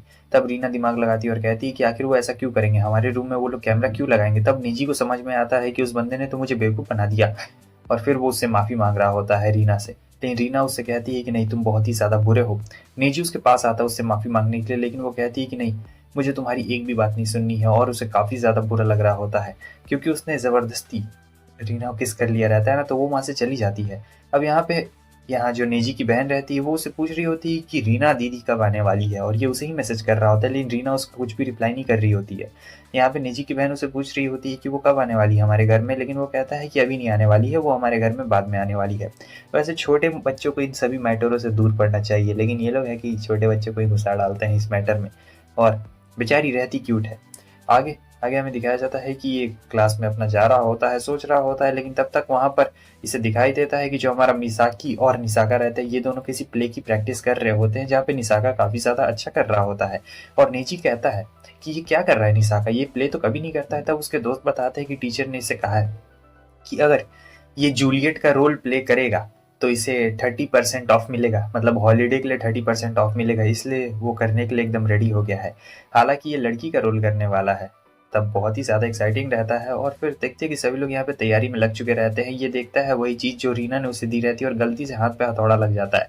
तो हाथ पे हथौड़ा लगने के बाद तो बेचारा हॉस्पिटल में पहुंच गया रहता है। यहाँ पे उसके दोस्त बात कर रहे होते हैं, और मिसाकी कहती है कि कहाँ पर है नेजी। तब उसे उसके बारे में पता चलता है, और जैसे ही उसे पता लगता है वो तुरंत ही भागती है यहाँ इन्फेंट्री में, और देख रही होती है कि तुम ठीक तो हो ना।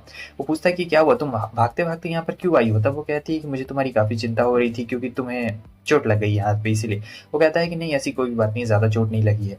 इसके बाद वो मिसाकी को सारी चीज़ें बता देती है कि जो कुछ भी उसने रीना के साथ किया, इसे भी बहुत ज़्यादा गिल्ट महसूस हो रहा है कि इसे रीना के साथ ऐसा नहीं करना चाहिए था, मतलब रीना को बता देना चाहिए था। वो लोग एक्टिंग कर लेते, और मिसाकी इसकी सारी बातें ध्यान से सुन रही होती है, और कहती है कि अच्छा ऐसी बात है, तो तुम लोग इतने दिनों से बात नहीं कर रहे हो। और फिर ये मिसाकी को एक एक करके सारी बातें बताना शुरू कर देता है, जो कुछ भी वहाँ पे उनके साथ में। वो मिसाकी कहती है कि क्या ऐसा हुआ।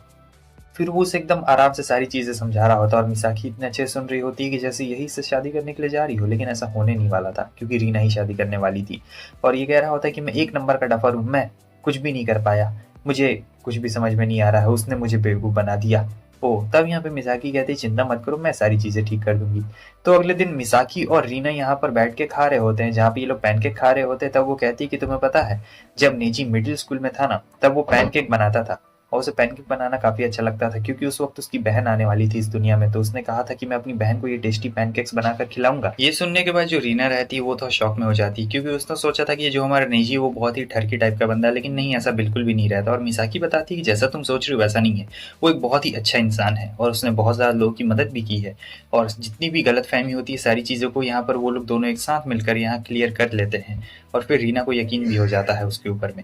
लेकिन दूसरी तरफ जो नेजी रहता है वो सोचता है कि बेकार में हाथ तोड़वा लिया, रीना भी नाराज है, अब मैं क्या करूँ। तब तक उसे वही गवर्नमेंट ऑफिसर वहाँ पे मिल चुका रहता है, और जब वो उससे मिलता है तो ऐसे थोड़े छोड़ने वाला रहता है। तो अब यहाँ पर उससे पूछताछ करना शुरू कर देता है। ऑफिसर कहता है कि मेरे साथ आओ। अब यहाँ पे ऑफिसर उससे बताता है कि देखो तुम्हें अपना पार्टनर चुनना है ना, मैं तुम्हें एक बात बताता हूँ। तो बहुत पहले की बात है, एक लड़की थी, एक लड़की को वो पसंद करती थी, लेकिन फिर लड़की की शादी फिक्स हो गई यही गवर्नमेंट वाले सिस्टम की वजह से। लेकिन लड़की ने कहा कि वो शादी नहीं करेगी, मगर लड़के ने मना कर दिया, कहा कि मेरे लिए तुम्हारे प्रति कोई भी फीलिंग्स नहीं है। तो इसी प्रकार से दोनों के बीच में रिश्ता टूट गया। और मैं तुम्हें ये कहना चाहता हूँ कि तुम्हें अपना पार्टनर बहुत ही वाइसली चूज करना पड़ेगा। ऐसा नहीं है कि तुम खेलते खेलते जाओ और कह दो कि मुझे ये चाहिए वो चाहिए, ऐसा बिल्कुल नहीं होने वाला है। तो मैं ये तुम्हें बताना चाहता हूँ कि तुम्हें अच्छी तरीके से सोच समझ के अपने पार्टनर को चूज करना चाहिए। और अब ये यही सोच रहा होता है यहाँ पर कि मुझे क्या करना चाहिए। और फिर नेजी उसी डॉल को देख रहा होता है जो कि रीना ने उसे दिया रहता है। तो यहाँ पर वो रीना को मैसेज कर रहा होता है कि कल्चरल फेस्टिवल शुरू होने वाला है। बहुत दिन के बाद यहाँ पे रीना को वो मैसेज कर रहा होता है हिम्मत जुटा के, और रीना भी उसे मैसेज कर रही होती है। तो वो कहता है कि मैं चाहता हूँ कि तुम हमारे कल्चरल फेस्टिवल में आओ, क्योंकि बहुत सारी चीज़ें होती है।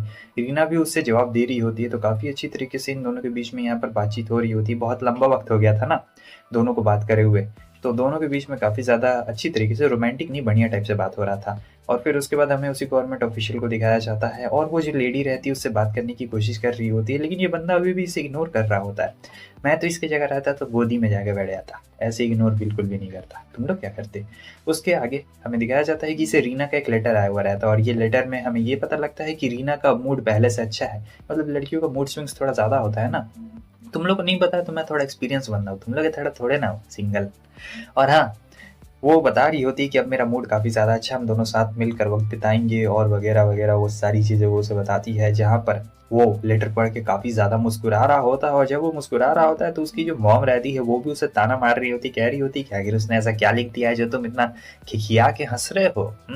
हाँ हाँ, बोलो बोलो, चलो तुम्हारे लॉन्ड्री का टाइम हो गया, जाओ।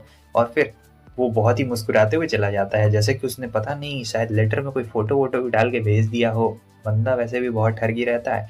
लेकिन जो मिसाकी रहती है ये अपने अलग ही चक्कर में रहती है। ये सोचती है कि नहीं, मैं इतनी आसानी से निजी को नहीं जाने दे सकती हूँ, क्योंकि वो है उसका पहला पहला प्यार, और इतनी आसानी से तो वो बिल्कुल भी नहीं जाने देने वाली है। तो ट्विस्ट अभी बाकी है। तो ट्विस्ट ये रहता है कि देखो अभी कल्चरल फेस्टिवल यहाँ पे इनका शुरू होने वाला है। तो कल्चरल फेस्टिवल में ये लोग बिजी रहते हैं, और जो दूसरी तरफ हमारी मिसाकी रहती है ये आकर इससे मिलती है, और ये बोलता है कि रीना से मेरे सारी चीज़ एकदम ठीक हो गया। मिसाकी कहती है ये तो काफ़ी ज़्यादा अच्छी बात है, लेकिन अंदर ही अंदर मिसाकी भी सोच रही थी कि काश निजी मेरा हो जाता, काश वो रीना का ना रहता। और यहाँ पे इनकी प्ले की प्रैक्टिस भी चल रही होती है। तो जब प्रैक्टिस चल रही होती है तो ये ठरकी आके देखता है और अपना सारा काम धाम छोड़ के वहीं पे रुक के देखना शुरू कर देता है। तब उसके दोस्त लोग कहते हैं कि अरे वहाँ पे क्या कर रहे हो। और फिर इनकी कॉस्ट्यूम्स भी डिज़ाइन होना शुरू हो गई रहती है। तो जो निसाका रहता है वो देखता है रोमियो जूलियट का कॉस्ट्यूम, वैसे जूलियट का रोल वही करने वाला है निसाका, मतलब लड़की का। तो वो जाने लगता है। नेजी उससे कहता है कि वाह तुम जूलियट का रोल करने वालों कितने ज़्यादा बढ़िया लगोगे, मैं चाहता हूँ कि तुम जूलियट का रोल करो। लेकिन निसाका पता नहीं बहुत ही ज़्यादा नाराज़ दिख रहा होता है इससे, कह रहा होता है कि नहीं तुम मुझसे ऐसी बात बिल्कुल ही मत करो, मैं ये रोल नहीं करना चाहता हूँ, मुझे तो ये सब ज़बरदस्ती करवाया जा रहा है, मैं बिल्कुल भी महसूस नहीं करता हूँ, और मुझे मिसाकी पसंद नहीं है। लेकिन जब वो उसे समझाने की कोशिश करता है तब पीछे कोई आदमी आता है।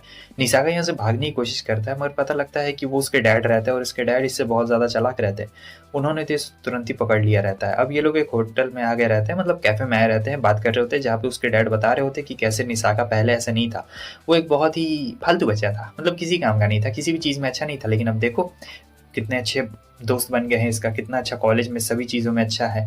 और निजी भी तारीफ कर रहा होता है, कह रहा होता है कि हाँ काफ़ी लड़कियाँ इसके पीछे पड़ी रहती है, और ये एकेडमिक्स में स्पोर्ट्स में काफ़ी ज़्यादा अच्छा है। उसके डैड कहते हैं कि वाह ऐसी बात है क्या, इसने तो मुझसे आज तक कभी भी नहीं बताया कि ये एकेडमी में स्पोर्ट्स में इतना ज़्यादा अच्छा है और लड़कियाँ इसके पीछे पड़ी हुई है। वैसे ये मुझसे बहुत ही बात छुपाता है, लेकिन मुझे पता है बेटा तुम इसके काफ़ी ज़्यादा अच्छे दोस्त हो, तो तुम इसका अच्छी तरीके से ख्याल रखना। हालांकि रोमियो जूलियट वाला ये बात बिल्कुल भी नहीं बताता है, और ना ही इसके डैड को पता रहता है कि ये स्कूल में क्या चीज प्ले करने वाला है। पता रहता है तो मार मार के घर भेज देते। और फिर उनके बीच में कैजुअल टॉकिंग चलने लगती है, लेकिन फिर बीच बीच में गर्मी होना शुरू हो जाती है। तो निसाका को ये सब अच्छा नहीं लगता है, और निसाका वहाँ से चला जाता है, उठ के गुस्से में चला जाता है, कहता है कि मैं जा रहा हूँ। लेकिन फिर जो उसके डैड रहते हैं कहते हैं कि देखो अभी लौट के वापस आ जाए, क्योंकि उन्होंने उसकी फेवरेट आइसक्रीम जो मंगा दी रहती है, और अपना फेवरेट आइसक्रीम देख के तो ये लालच में आ गया रहता है। और फिर अब ये दोनों साथ में घर जा रहे होते हैं। तो यहाँ जो हमारा निजी रहता है वो निसाका को कहता है कि मैं चाहता हूँ कि तुम ये रोल करो, तुम काफ़ी ज़्यादा अच्छे लगोगे, सोचो तुम दोनों का रोल कितना ज़्यादा अच्छा रहेगा, और तुम लड़की के रोल में कितने ज़्यादा अलग लगोगे। तो ये कह के उसे थोड़ा सा टीज भी कर रहा होता है, चिढ़ा भी रहा होता है, और इससे निसाका को कोई प्रॉब्लम नहीं रहती है। प्रॉब्लम तो उसे मिसाकी से रहती है मेनली, लेकिन वो नेजी को बता नहीं रहा होता है क्योंकि नेजी मिसाकी को पसंद करता था।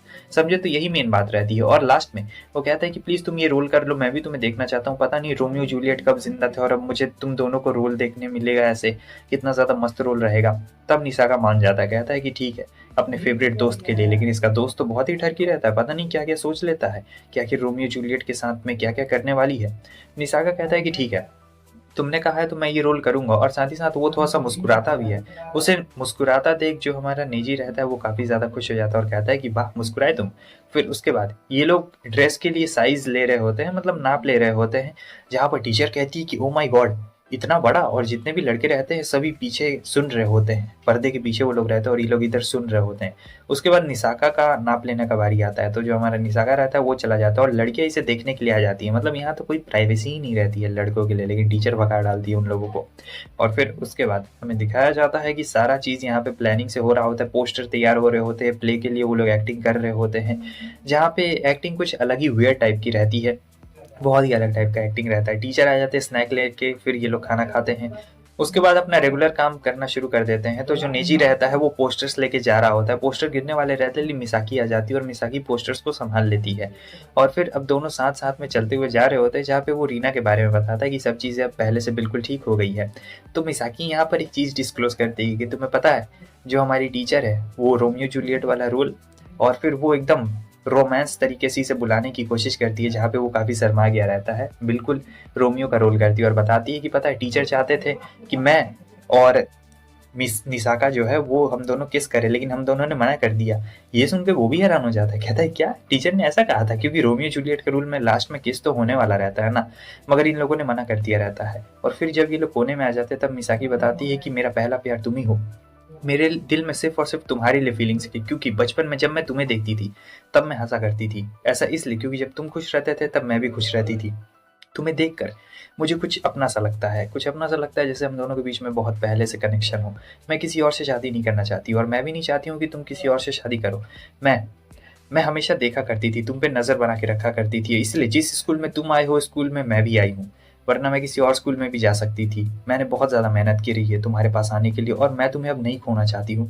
यहाँ पर वो अपनी फीलिंग शेयर करती है और आँख में इसके आंसू भी आ चुके रहते हैं और कहती है कि जब तुम्हें वो लेटर आया और मुझे पता लगा कि तुम्हारी कौन वाइफ होने वाली है, मुझे बहुत बुरा लगा, लेकिन मैं अभी भी तुम्हें पसंद करती हूँ।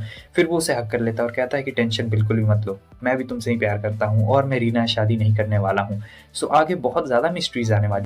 तो कल्चरल फेस्टिवल शुरू होने वाला था और निजी सभी लोग को पैम्पलेट्स बांट रहा होता है, लेकिन कोई उसका पैम्पलेट लेता नहीं है। और दूसरी तरफ मिसाकी यहाँ तैयार होकर आ गई रहती है, तो सब कोई उसी को घूर रहा होता है और यहाँ निजी सोच रहा होता है कि मुझे पैम्पलेट बांट के यहाँ से जाना पड़ेगा। फिर हमें पास्ट में याद आता है जहाँ पर मिसाकी ने उससे कहा रहता है कि मैंने जो भी तुमसे कहा तुम वो सारी चीज़ें भूल जाओ, मैं रीना और तुम्हारे लिए बहुत ज़्यादा खुश हूँ और मैं तुम दोनों को साथ में देखना चाहती हूँ। इसने तो पूरी काया पलट ही करती रहती है और कहती है कि मैं तुम दोनों के लिए बहुत ही ज़्यादा खुश हूँ।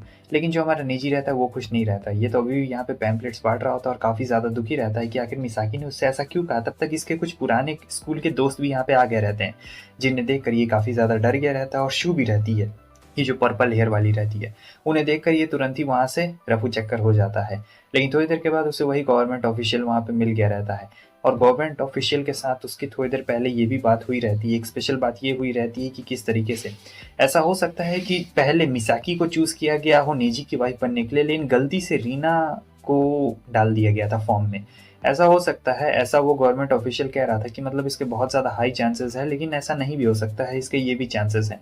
तो यहीं पे निजी उससे सवाल जवाब पूछ रहा होता है, जहाँ पे प्रेजेंट में वो कहता है कि जो भी हो गया अब सो हो गया, अब वही तुम्हारी वाइफ रहने वाली है, तो तुम्हें इसके बारे में ज़्यादा नहीं सोचना चाहिए। रीना भी आ गई रहती है यहाँ पर क्योंकि उसे निजी से मिलना रहता है और निजी भी काफ़ी दिन से नहीं मिला हुआ रहता है। तो निजी यहाँ पर अभी पैम्पलेट बांट रहा होता है और सोच रहा होता है काश वो आज यहाँ पर आ जाए, क्या वो अभी मुझसे गुस्सा है। लेकिन तब तक रीना को वो अपने सामने देखता, अब दोनों एक दूसरे को अपने सामने में देखते हैं तो दोनों काफ़ी ज़्यादा घबरा जाते हैं और एक दूसरे को बहुत ही तेज़ी के साथ बात कर रहे होते हैं।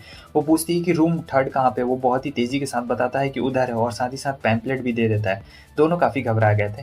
खैर उसके बाद वो पैम्पलेट बांटना शुरू कर देता है, वापस से इसके पैम्पलेट खत्म ही नहीं हो रहे होते हैं। तब तक इसकी मुलाकात निसाका से होती है और वो कहता है रीना के बारे में सारी चीज़ें बताता है कि आखिर इनके बीच में क्या क्या कैसे कैसे हो गया। लेकिन खैर उन सभी चीज़ों को जाने दो। निसाका क्या मैं तुम्हारे साथ चेंजिंग रूम में चल सकता हूँ, मैं तुम्हारी मदद करूँगा।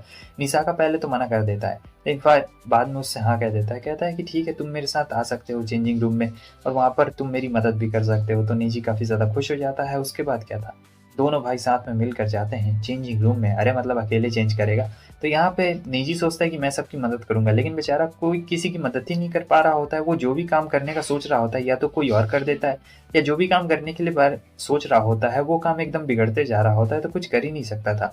और जो दूसरी तरफ मिसाकी रहती है वो अपने कमरे में चली जाती है, मतलब उसका स्पेशल रूम रहता है ना, वो रोमियो का रोल करने वाली इसीलिए। और जूलियट का तो आप सबको पता है निसाका करने वाला है। खैर वो निसाका के पास में आ जाता है और निसाका से ही बात कर रहा होता है, जहाँ पर निसाका बोल रहा होता है कि मैं ये रोल सिर्फ तुम्हारे लिए कर रहा हूँ क्योंकि तुम चाहते थे। और नेजी कहता है कि मैं भी तुम्हें इस रोल में देखना चाहता हूँ, वैसे तुम काफ़ी ज़्यादा अच्छे लगोगे। हमें उसका भी ये लुक दिखाया नहीं गया रहता है क्योंकि वो एक लड़की का रोल यहाँ पे कर रहा होता है। और फिर ये अपनी फीलिंग्स को बता रहा होता है कि रीना के साथ वो क्या क्या हो गया था। और जब वो बाहर निकलता है तो देखता है कि अरे ये कि एकदम परफेक्ट लड़की लग रहा है, और ये चिढ़ते हुए वहाँ से चला जाता है। फिर फाइनली ये लोग आगे रहते हैं स्टेज शो देखने के लिए, रोमियो जूलियट वाला। ये शो बेस्ड रहता है snow white with red hair का। और अगर आपने snow white with red hair नहीं देखा है तो मैं लिंक डाल दे रहा हूँ, आप लोग वहाँ से देख सकते हैं। ये उसी के ऊपर बेस्ड रहता है रोमियो जूलियट का, जहाँ पे दो बंदों प्यार करते थे एक दूसरे से, लेकिन एक अमीर रहता है और दूसरा गरीब रहता है। इसकी वजह से इन लोग की शादी नहीं हो पाती है। तो दोनों लास्ट में यही फैसला करते हैं कि दोनों एक दूसरे को मार देंगे, मतलब अपनी जान ले लेंगे। अगर शादी नहीं कर सकते हैं तो जान ले लेंगे। तो उसी के ऊपर ये चीज़ बेस्ड रहती है। और यहाँ पर इनका जो तमाशा रहता है बहुत ही ज़्यादा अच्छा रहता है। ऑडियंस की आंख में आंसू आ जाते हैं, सब लोग स्टैंडिंग ओवेशन देने लगते हैं क्योंकि बहुत ही ज़्यादा बढ़िया रहता है यहाँ पर। सबको ये परफॉर्मेंस बहुत ही ज़्यादा बेहतरीन लगा है। तो अब इसके बाद निजी बाहर निकलता है तो वहाँ पे उसकी मुलाकात हो जाती है यहाँ पर शू से। और जब शू से मिल जाती है तो वो शू को देख के हैरान होता है, जहाँ पे शू से बताती है कि किस तरीके से ऐसा हो सकता है। जो गवर्नमेंट ऑफिशियल ने उससे कहा था कि रीना और मिसाकी के पेपर चेंज हो गए हैं, इंटरचेंज हो गए हैं। तो ऐसा हो सकता है कि जो रीना है वो सही में हमारी निजी की वाइफ ना हो, ऐसा हो सकता है कि मिसाकी उसकी रियल वाइफ हो और ऑन पेपर वहाँ पे गलत लिखा गया हो। तो इसी के बारे में वो उससे डिस्कस कर रहा था, लेकिन उसे बिल्कुल भी अंदाज़ा नहीं रहता है कि जो रीना है वो उसी के पीछे खड़ी रहती है और इनकी सारी बातें सुन लेती है। और फिर रीना को यकीन नहीं हो रहा था कि क्या सचमुच ऐसा है। रीना भी काफ़ी ज़्यादा खुश हो जाती है और यहाँ पर ये लोग बात कर रहे होते हैं। कहती है कि चिंता मत करो, मैं तुम लोग की मदद कर सकती हूँ। तब तक रीना आ जाती है और कहती है कि तुम लोग ये क्या बातें कर रहे हो, उसने सारी बातें सुन ली रहती है। तब शू कहती है कि चिंता मत करो, तुम लोग बिल्कुल ही फिक्र मत करो, हो सके तो मैं इस चीज़ को ठीक कर दूंगी और ज़्यादा एकदम टेंशन लेने वाली कोई बात नहीं है। यही कहने के बाद वो चली जाती है, गवर्नमेंट ऑफिशियल से मिलती है, लेकिन वो उससे कुछ बात नहीं करती है। और फिर ये दोनों भी अब कहते हैं और ये बता रहा होता है कि मुझे माफ़ करना, मैंने तुम्हें बताया नहीं। और शिव के बारे में बताता है कि वो उसकी क्लासमेट थी, बहुत पहले से उनका बात हो रहा है। और वो भी अभी भी थोड़ा सा गुस्सा रहती है रीना। बात ये रहती है कि सही में मिसाकी असली वाइफ हो सकती है, लेकिन अभी कुछ कंफर्म नहीं रहता है। ये दोनों काफ़ी गलत फहमी में रहते हैं, तो सोचते हैं कि ठीक है अब चलो वापस चला जाए, अब यहाँ पे बात करने के लिए रह ही क्या गया है। तो यहाँ पर इसकी दोस्त आ चुकी रहती है रीना की, और फिर वो रीना के बारे में बोल रही होती है और एक दूसरे से इंट्रोडक्शन हो रहा होता है। तो उसके आगे हमें दिखाया जाता है ये लोग मिलने के लिए जाते हैं, जहाँ रीना को ये पता चलता है कि जो लड़की का रोल किया था वो निसाका ने किया था। और ये सुनने के बाद वो कह रही होती कि क्या ये तो एक नंबर का परवट है, ऐसा कैसे हो सकता है, मतलब और ये आइडिया किसका है? मुझे लगता है निजी ये आइडिया तुम्हारा ही है, तुमने ही उसे कहा होगा। लेकिन वो लोग कहते हैं कि नहीं नहीं नहीं, ये आइडिया निजी का बिल्कुल नहीं था। यहाँ पर आ चुके रहते हैं निसाका के भाई और उसके फादर आगे रहते हैं और ये लोग इसका खूब मजाक उड़ा रहे होते हैं। लेकिन निसाका कह रहा होता है कि मैं तुम्हें नहीं छोड़ूंगा, मैं तुम्हें मार दूंगा। यहाँ निसाका के फादर उन लोग को इनवाइट कर रहे होते हैं निसाका के भाई के वेडिंग पे। तो वो कहता है कि ठीक है, मैं अपने दोस्तों को भी साथ में लेके आ जाऊंगा। और उसके फादर और भी बहुत सारी बातें करते हैं क्योंकि उन्हें निसाका का हमारा दोस्त निजी बहुत ज़्यादा पसंद जो आ गया रहता है, और वो वेडिंग के लिए इनवाइट भी कर रहे होते हैं। तो यहाँ पे घर आके इसे ये पता लगता है कि ओ माय गॉड, हमने तो शू से उसका नंबर मांगा ही नहीं और ना ही हमारा सोशल मीडिया है। वो कहता है कि चिंता मत करो, मैं शू से सोशल मीडिया मांग के पता लगा लूंगा कि सही में तुम्हारा और मिसाकी का मतलब पेपर एक्सचेंज हो गया है। क्या मिसाकी मेरी सही में रियल वाइफ है या फिर सही में तुम ही मेरी रियल वाइफ हो? चिंता मत करो, मैं इसके बारे में पता लगा लूंगा। सो अब रात भर वो बात करता है, फिर फोन रख देता है और सुबह सुबह वो फ्रेंड रिक्वेस्ट भेजने को जा रहा होता है शू को, और काफ़ी घबरा रहा होता है, पता नहीं शू फ्रेंड रिक्वेस्ट एक्सेप्ट करेगी या फिर नहीं करेगी, तभी तो कॉन्टैक्ट नंबर ले पाएगा। लेकिन शू एक गवर्नमेंट ऑफिशियल है और वो चाहे तो आराम से इसकी और मिशाकी की शादी फिक्स करवा सकती है, इसीलिए ये भेज देता है फ्रेंड रिक्वेस्ट। मगर बहुत देर हो जाती है तब भी कोई रिस्पॉन्स नहीं आता है। शाम में देखती है कि अरे ये क्या, ये रो रहा है और बड़बड़ा रहा होता है कि कोई भी लड़की मुझे भाव नहीं देती है, सब सिर्फ निसाका का फ्रेंड रिक्वेस्ट एक्सेप्ट करती है। तब पता लगता है कि शू ने इसका फ्रेंड रिक्वेस्ट एक्सेप्ट नहीं किया रहता है। तो रीना आ चुकी रहती है और कहती है कि अरे तुम रो क्यों रहे हो। फिर वो उसे बात बताता है। रीना कहती है कि अरे बस इतनी सी बात है, चिंता मत करो, मैं उसे फ्रेंड रिक्वेस्ट भेज देती हूँ और चलो देखा जाएगा आखिर वो मेरा फ्रेंड रिक्वेस्ट एक्सेप्ट करती है या फिर नहीं करती है। तो वो उसे फ्रेंड रिक्वेस्ट यहाँ पे भेज देती है और ये भी काफ़ी ज़्यादा खुश होता है और इसे भी अच्छा लग रहा होता है कि चलो कम से कम कोई तो है मदद करने के लिए। और फिर वो इसे भी फ्रेंड रिक्वेस्ट भेज देती है क्योंकि ये अलोन रहता है ना। और फिर हाँ, ये पता लगता है कि उसने उसका फ्रेंड रिक्वेस्ट एक्सेप्ट कर लिया रहता है, मतलब रीना का फ्रेंड रिक्वेस्ट एक्सेप्ट हो गया रहता है। और जब वो लोग पहुंचते हैं देखते हैं क्या इतना बड़ा स्कूल, देख के तो नेजी हैरान हो जाता है। रीना कहती है कि मेरा भी तो स्कूल इतना ही बड़ा है। फिर शू वहाँ पे आ जाती है। शू कहती है कि हमें कहीं और चलकर बात करनी चाहिए। तो वो उन्हें एक बहुत ही अलग कमरे में लेके आती है जो कि एकदम पेट वाले स्टोर जैसा रहता है। यहाँ पर बहुत सारी बिल्लियाँ रहती है और ये बिल्लियाँ काफ़ी ज़्यादा खुशनुमा लग रही होती है। तो निजी शू से पूछता है कि मुझे लगता है तुमने गलती से मेरा फ्रेंड रिक्वेस्ट एक्सेप्ट नहीं किया और मुझे ब्लॉक कर दिया, क्यों है ना। लेकिन वो कहती है मैंने जानबूझ के किया था।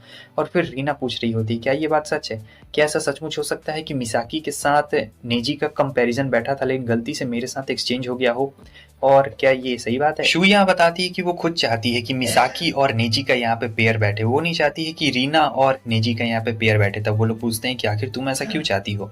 तब वो बताती है कि मुझे पहले से पता है कि जो मिसाकी है वो बहुत पहले से ही नेजी को पसंद करती है। नेजी ये बात सुन के हैरान हो जाता है। फिर वो उसे मिडिल स्कूल के दिन याद दिलाने लगती है कि पहले वो भी मिसाकी से नफरत करती थी क्योंकि मिसाकी बहुत ज़्यादा फेमस थी और शू फेमस नहीं थी। लेकिन फिर बाद में शू को ये पता लगता है कि जो हमारी मिसाकी है वो हमारे नेजी को पसंद करती है और बहुत ज़्यादा पसंद करती है। ऐसा नहीं है कि एक बार देख लिया पसंद नहीं करती है। तो उस दिन से फैसला कर लिया रहता है इसने कि अगर कभी भी ये गवर्नमेंट ऑफिशियल की वैसे मतलब मेंबर बनती है तो ये इन दोनों को साथ में लेके ज़रूर आएगी। और जो मिसाकी की फीलिंग्स रहती है वो एकदम ट्रू और जेंटल फीलिंग्स रहती है। ये सारी बातें वो हमारे नेजी को बता रही थी और ये सुन के नेजी भी थोड़ा सा ब्लश कर लेता है कि क्या वो सचमुच मुझसे इतना ज़्यादा प्यार करती थी, समझ में नहीं आ रहा है। तो ऐसा हो सकता है कि सही में कुछ कन्फ्यूजन हो गया हो रीना और मिसाकी के बीच में और गलती से कभी कभी ऐसा हो जाता है, सिस्टम में फॉल्ट आ जाता है लेकिन कोई बताता नहीं है क्योंकि मेन गवर्नमेंट ऑफिशियल का काम रहता है ना, इसीलिए। तब तक वो जो गवर्नमेंट ऑफिशियल आता है कहता है कि सिस्टम में कोई भी फॉल्ट नहीं है, अब जो हो गया हो गया और तुम इन लोग के मैटर के बीच में क्यों पढ़ रही हो, तुम्हें इनके मैटर के बीच में नहीं पढ़ना चाहिए, समझी, तुम अपना काम क्यों नहीं करती हो जाके। तो ये बंदा बड़ा रूड रहता है, समझे, ये सबसे ऐसे ही बात करता है, रूडली बात करता है। और फिर शी कहती है कि ठीक है मैं जा रही हूँ और वो वहाँ से चली जाती है। अब काम पूरा होने के बाद ये दोनों बाहर निकलते हैं। खैर अभी भी जो रीना रहती है वो थोड़ा अनकंफर्टेबल फील कर रही होती है। तो यहाँ जो हमारा नेजी रहता है वो सोचता है हाथ पकड़ने का, क्योंकि हाथ पकड़ के चलेगा तो ज़्यादा बेहतर रहेगा, इसलिए वो उसका हाथ पकड़ लेता है। फिर दोनों बहुत ही आराम से जा रहे होते हैं। अब यहाँ पे रीना को भी थोड़ा सा रिलैक्स महसूस हो रहा होता है और इसी के साथ दोनों बड़े आराम से वापस से अपने घर जाना शुरू कर देते हैं। यहाँ पे सभी लोग निसागा के बड़े भाई के वेडिंग में जा रहे होते हैं। तो यहाँ जो हमारा नेजी रहता है उससे कहता है कि हम लोग तो जा रहे हैं लेकिन तुम्हें तो अपने बड़े भाई के वेडिंग में पहले से रहना चाहिए था ना। वो कहता है कि अरे तुम इसकी टेंशन क्यों लेते हो, मैं चल रहा हूँ ना तुम लोगों के साथ, तो चलो हम सभी लोग साथ मिलकर चलते हैं। और जो हमारा नेजी रहता है उसे अभी बहुत ज़्यादा कन्फ्यूजिंग महसूस हो रहा होता है, खास करके रीना और मिसाकी को लेके।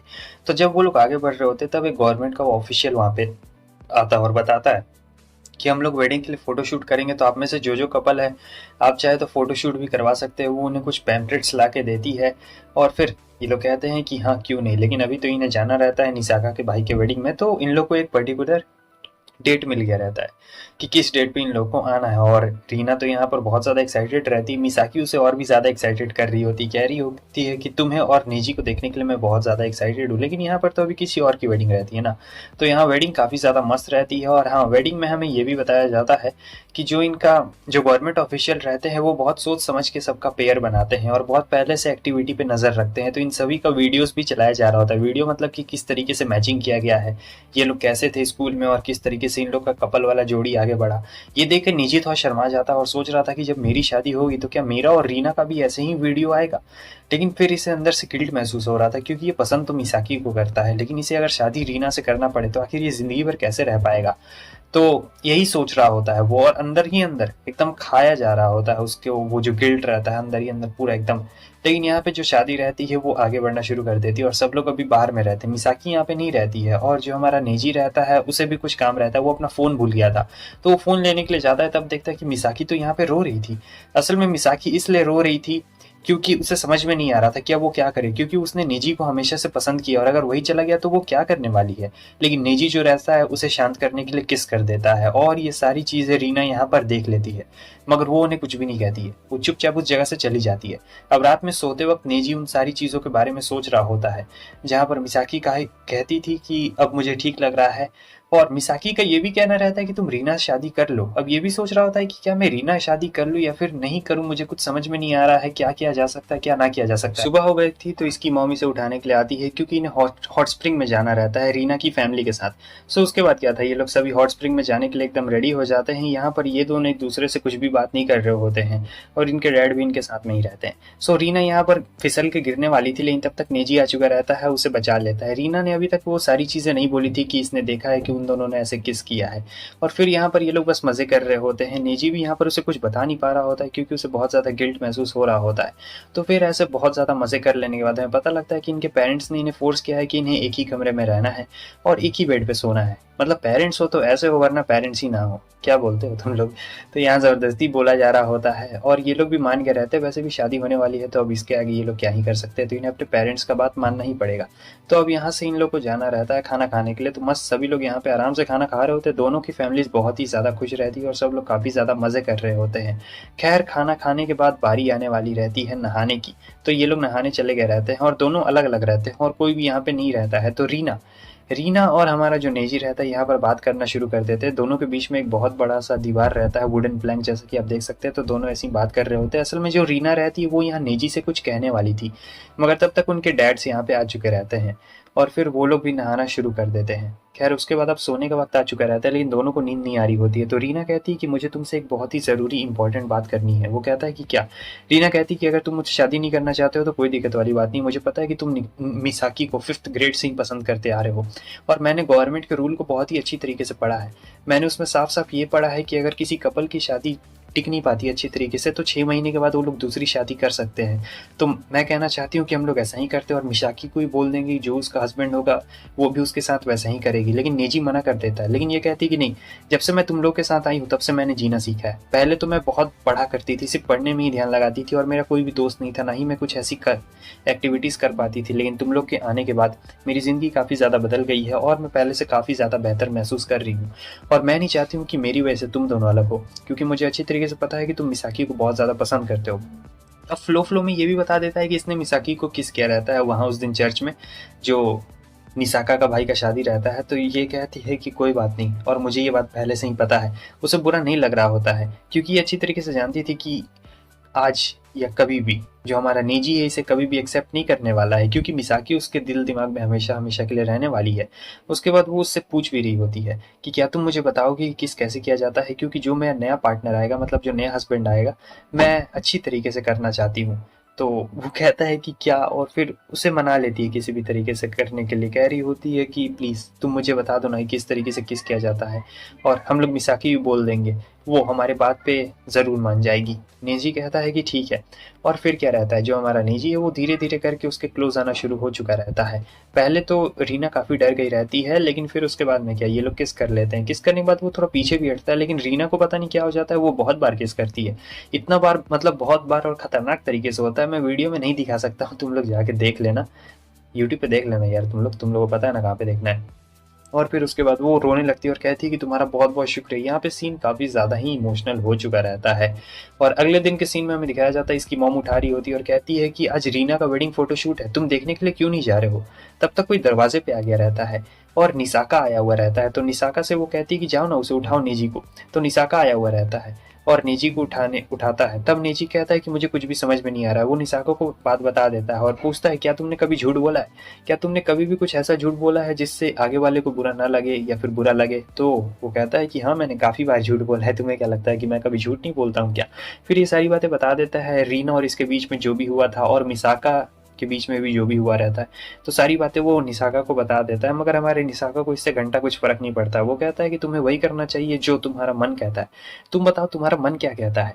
लेकिन यहाँ तो जो निजी रहता है उसका मन कुछ कह ही नहीं रहा होता है। इसका मन बहुत ही ज़्यादा विचलित रहता है और इतना ज़्यादा विचलित रहता है कि ये कोई डिसीजन ले ही नहीं पा रहा होता है। तो इसका दिमाग एकदम ख़राब हो जाता है और फिर ये निसाका से मदद मांगने की कोशिश कर रहा होता है। फिर निसाका उसे बहुत ही मूल मंत्र देता है और उसे अच्छी तरीके से समझा देता है कि देखो, ऐसे करने से कुछ भी काम नहीं चलने वाला है।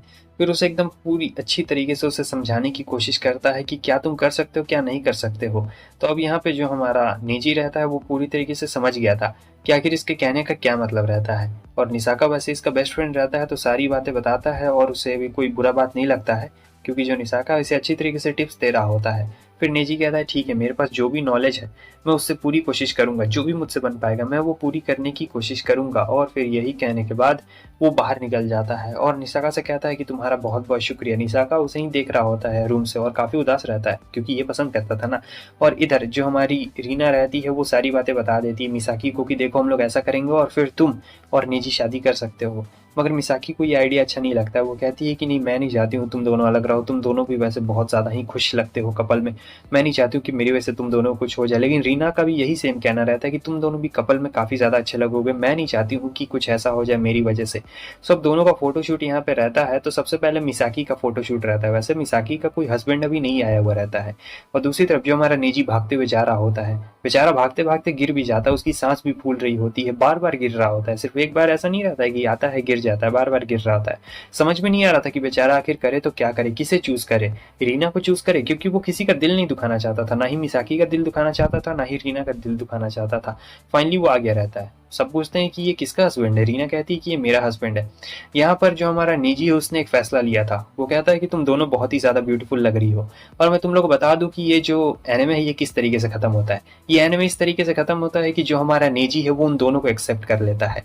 इसका मतलब ना ये घर का है ना घाट का है, इसने मिसाकी और रीना दोनों से शादी करने का फैसला कर लिया रहता है। और ये सुन के दोनों बहुत ही ज्यादा इमोशनल हो जाती है। और जो इनका फोटो शूट रहता है वो इन तीनों का साथ में फोटो शूट रहता है, समझे। तो लास्ट में यही होता है कि इसने दोनों शादी कर लिया था। और इसी के साथ साथ ये एनिमे यहीं पे खत्म हो जाता है। अगर एनिमे अच्छा लगा तो लाइक कर देना, सब्सक्राइब कर देना, कमेंट करके जरूर बताना कि तुम्हें ये वाला सीरीज कैसा लगा। फिर मिलते हैं किसी और में। Bye bye.